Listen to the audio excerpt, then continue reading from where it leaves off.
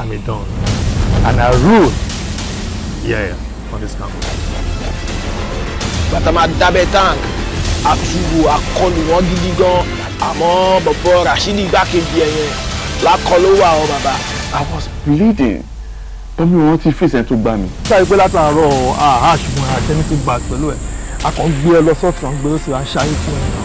Àbí ṣé o láì bá ṣe ní jọ ń ṣe fàyọ̀ láàrin o láìkẹ́. Màmá mi ọ̀rọ̀ bọ̀dì máa wé sàbí. Number 1, wálé. Ìyẹn ọmọ tèmi, Chivakiwumi, SAN, lẹ́nu kan gbá lẹ́sẹ̀. Ẹ wá bọ́ excursion. Ẹni gbọ́ pa Yusufu. Jọ́jà! Aláì. Jọ́jà! Can I be excused now? Ṣé wọ́n lè wá lórí ẹ̀ kí ló ṣe? Bẹ́ẹ̀ni dákẹ́jọ ọ̀gbẹ́ni ẹ kéré kò lójú ẹ̀kọ́ fún kọ́là náà. Ìkẹ́lẹ̀ máa wo kò ṣe fọ́ọ̀tì mi o. Ẹ bá kàn ti dúró káwọn máa síjú sí mi gbà mí kọ́ lè máa pínkù mi. Nǹkan ní kí sáàpù. Ṣẹlá láyé tí mò ń wò yìí nǹkan ti bàjẹ́ lára rẹ̀ wà láìtàláì.